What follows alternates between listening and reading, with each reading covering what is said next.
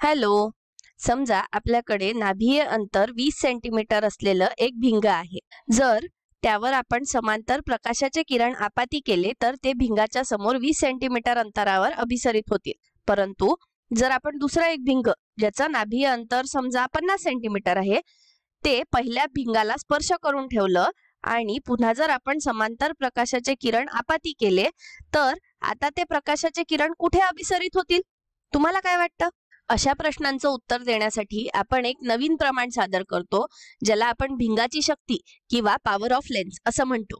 भिंगाची शक्ती म्हणजे भिंगाची अभिसरण किंवा कॉन्व्हर्ज आणि अपसरण किंवा डायव्हर्ज करण्याची क्षमता किंवा कॅपॅसिटी. काही पुस्तकांमध्ये गणिताच्या भाषेत सुद्धा याची व्याख्या लिहिलेली आहे. ती अशी की पॉवर किंवा पी बरोबर 1/f. एफ म्हणजे फोकल लेंथ म्हणजे शक्ती बरोबर नाभीय अंतराचा व्यस्त. आता आपण या व्हिडिओमध्ये पाहूया की या दोन्ही व्याख्या एकमेकांशी खूपच समांतर आहे आणि बऱ्यापैकी एकसारखी आहे. आणि हे समजून घेण्यासाठी आपण एक उदाहरण घेऊया. समजा आपल्याकडे दोन अभिसारी भिंग किंवा कन्व्हर्जिंग लेन्स आहेत म्हणजेच बहिर्गोल भिंग म्हणजे कॉन्व्हेक्स लेन्स आहेत. एकाचं नाभीय अंतर आहे 20 सेंटीमीटर आणि दुसऱ्याचं नाभीय अंतर आहे 50 सेंटीमीटर. आता समजा मी तुम्हाला विचारलं की या दोघांपैकी कोणाची शक्ती जास्त आहे तर तुम्ही काय सांगाल? आणि सध्या या व्याख्येकडे बघू नका बरं काय, आपण फक्त या पहिल्या व्याख्येवर लक्ष केंद्रित करूया. आता सांगा या दोन भिंगांपैकी कोणाची अभिसारी शक्ती जास्त आहे? मला वाटतं की आपण जर या दोन भिंगांद्वारे प्रकाश किरणांचे अभिसरण होताना खरोखर पाहू शकलो तर या प्रश्नाचं उत्तर देणं सोपं होईल. काही समांतर प्रकाशाचे किरण या दोन्ही भिंगांवर टाकूया. आता आपण सांगू शकतो का की या दोन भिंगांपैकी कोणतं भिंग जास्त अभिसरण करत आहे? आता थोडी अजून मदत करते काय. या फक्त वरच्या किरणावर लक्ष केंद्रित करा. हा किरण किती वाकलेला आहे हे पहा. तर तुम्हाला दिसत आहे की पहिल्या प्रकरणामध्ये दुसऱ्या भिंगाच्या तुलनेत पहिल्या भिंगाने तो किरण जास्त वाकवला आहे, बरोबर? त्याचप्रमाणे सर्व प्रकाशाचे किरण पहिल्या भिंगाद्वारे दुसऱ्या भिंगाच्या तुलनेत जास्त वाकवले जात आहे आणि परिणामी हे प्रकाशाचे किरण दुसऱ्या भिंगाच्या तुलनेत खूपच जवळ अभिसरित होत आहेत, बरोबर? हे स्पष्टपणे दाखवत नाही का की पहिल्या भिंगामध्ये अभिसारी क्षमता जास्त आहे, तो जास्त अभिसरण करतो आहे आणि प्रकाश किरणांना जास्त वाकवतो आहे, त्यामुळे ते जास्त जवळ अभिसरित होत आहे. आणि म्हणून आता आपण आत्मविश्वासाने सांगू शकतो की पहिल्या भिंगाची शक्ती जास्त आहे आणि यानुसार खरोखरच तसं आहे. त्यामुळे या पहिल्या भिंगामध्ये दुसऱ्या भिंगाच्या तुलनेत उच्च अभिसारी शक्ती आहे. प्रकाश किरणांचं अभिसरण करण्याची उच्च क्षमता आहे म्हणून दुसऱ्या भिंगाच्या तुलनेत याची शक्ती जास्त आहे. आता जर आपण नाभीय अंतराच्या दृष्टीने पाहिलं तर लक्षात घ्या की जास्त शक्तीचा अर्थ आपोआप लहान नाभीय अंतर असा होतो. शक्ती जितकी जास्त अभिसरण तितकंच जास्त म्हणजे प्रकाश किरण भिंगाच्या जवळ अभिसरित होतील आणि परिणामी नाभीय अंतर लहान होईल. म्हणून नाभीय अंतर जितकं लहान तितकी भिंगाची शक्ती जास्त. म्हणजेच तुम्हाला दिसतंय की नाही की शक्ती आणि नाभीय अंतर यांचा व्यस्त संबंध आहे. म्हणजेच आपली ही दुसरी व्याख्या पण खरी आहे. आता पुढे आपण या शक्तीची गणना कशी करायची किंवा पॉवर कॅल्क्युलेट कशी करायची हे पाहूया आणि यासाठी आपण ही दोन्ही उदाहरणं घेऊया. आता या विशिष्ट भिंगासाठी या भिंगाची शक्ती किंवा पी असेल 1/, नाभीय अंतर म्हणजे 20 सेंटीमीटर. आता लक्षात घ्या कारण 1/20 ही खूपच लहान संख्या असेल तर आपण हे मीटर मध्ये ठेवूया जेणेकरून आपला छेद लहान असेल.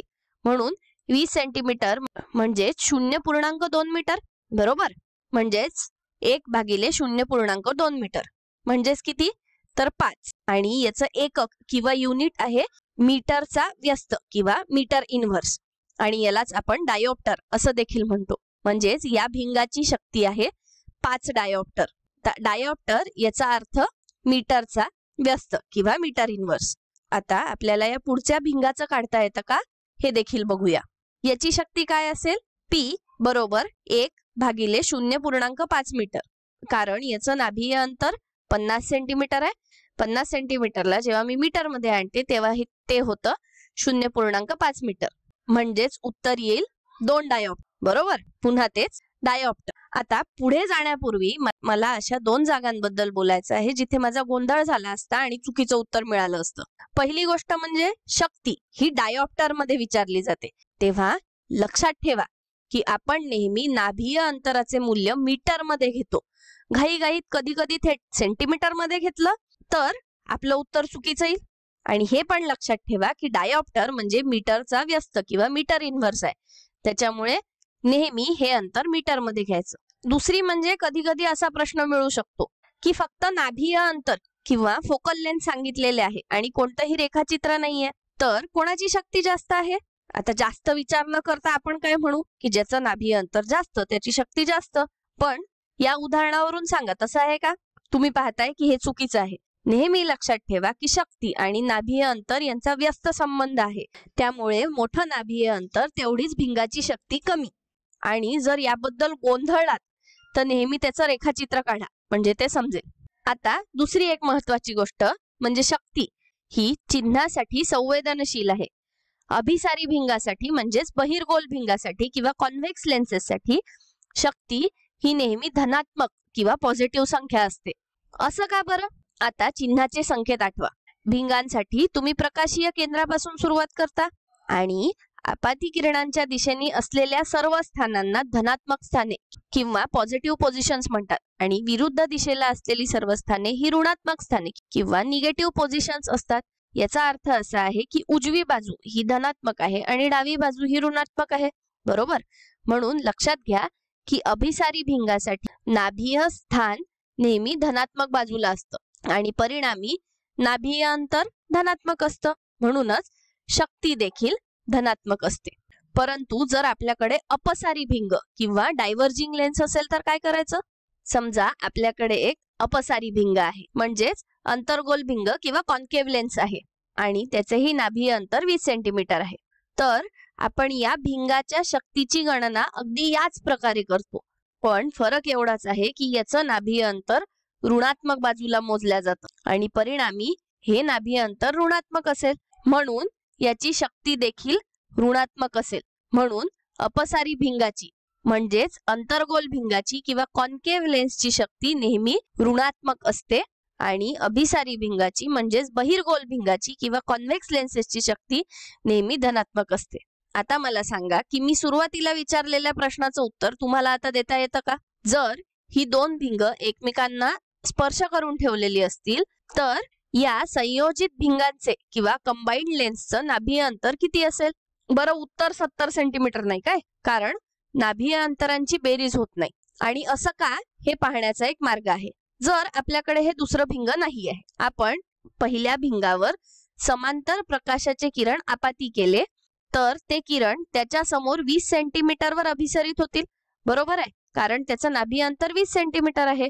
पण आपण जेव्हा दुसरं भिंग याला स्पर्श करून ठेवतो तेव्हा या प्रकाशाच्या किरणांचं पुन्हा दुसऱ्या भिंगामधून पण अभिसरण होईल आणि परिणामी या दुसऱ्या अभिसरणामुळे लक्षात घ्या की हे प्रकाशाचे किरण आता 20 सेंटीमीटर पेक्षाही कमी अंतरावर अभिसरित होतील आणि त्यामुळे याचं नाभीय अंतर 20 सेंटीमीटर पेक्षाही कमी असेल, म्हणून नाभीय अंतराची बेरीज होत नाही. पण कदाचित तुम्ही अंदाज लावू शकता की नाभीय अंतरांची बेरीज होत नाही तरी त्यांच्या अभिसारी क्षमता किंवा कन्व्हर्जिंग प्रॉपर्टीज एकत्रित होत आहे, कारण इथे 2 वेळा अभिसरण होत आहे आणि परिणामी आपण अंदाज लावू शकतो की त्यांच्या शक्तीची बेरीज होईल आणि असं दिसून येतं की हे खरं आहे. यांची संयोजित शक्ती किंवा कंबाईन्ड पॉवर ही 5 अधिक 2 म्हणजेच 7 डायऑप्टर आहे. म्हणजेच यांच्या वैयक्तिक भिंगांची शक्तीची बेरीज ही यांची संयोजित शक्ती असेल. आता जर तुम्हाला संयोजित नाभीय अंतर काय आहे हे शोधायचं असेल, पॉवर किंवा शक्ती बरोबर काय आहे 1 भागिले नाभीय अंतर. म्हणजे जर आपल्याला याचं नाभीय अंतर शोधायचं असेल तर आपल्याला 7चा व्यस्त शोधावा लागेल. म्हणजेच यांचं संयोजित नाभीय अंतर असेल 1 भागिले 7 मीटरचा व्यस्त म्हणजेच 14 सेंटीमीटर. तुम्ही व्हिडिओ थांबून हे तपासून बघा काय. यामुळे प्रकाशाचे हे किरण भिंगापासून 14 सेंटीमीटर अंतरावर अभिसरित होणार आहे.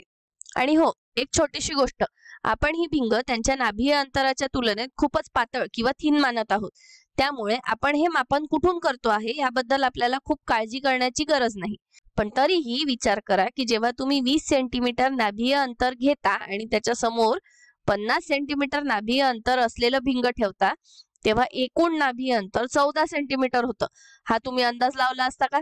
मला तर हे सहज लक्षात नसतं आलं, परंतु जर तुम्ही 5 डायऑप्टर आणि 2 डायऑप्टर या शक्तींचं भिंग संयोजित होऊन 7 डायऑप्टर शक्ती देतात या दृष्टीने पाहिलं तर हे खूप सहज लक्षात येण्यासारखं आहे. आणि शेवटची एक गोष्ट, हे आपल्या नेत्रचिकित्सकांसाठी किंवा आय डॉक्टरसाठी खूपच उपयुक्त आहे. असं दिसून येतं की आपले डोळे देखील प्रकाशाच्या किरणांना एकाच बिंदूवर अभिसरित करतात.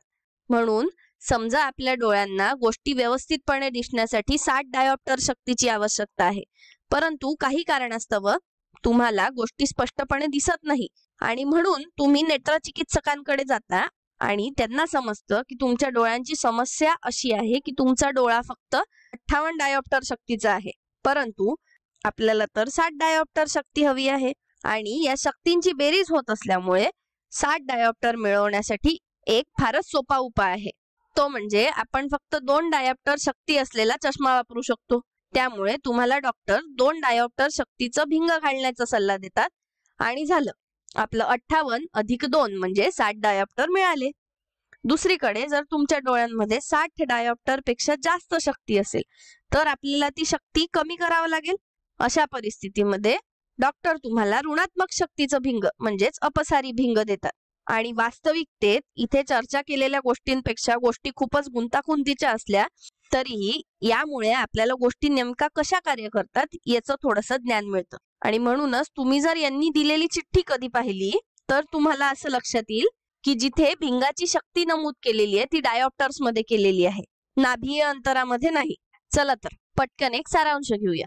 भिंगाची शक्ती म्हणजे भिंगाचं अभिसरण किंवा अपसरण करण्याची क्षमता. आणि आपण पाहिलं की नाभीय अंतर जेवढं कमी तेवढी भिंगाची शक्ती जास्त.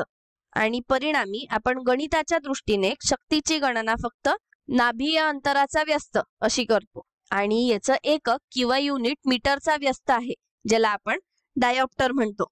आणि नेहमी अभिसारी भिंगाची किंवा कन्व्हर्जिंग लेन्सची शक्ती धनात्मक असते, तर अपसारी भिंगाची किंवा डायव्हर्जिंग लेन्सची शक्ती ऋणात्मक असते. या व्हिडिओसाठी इतकंच. धन्यवाद.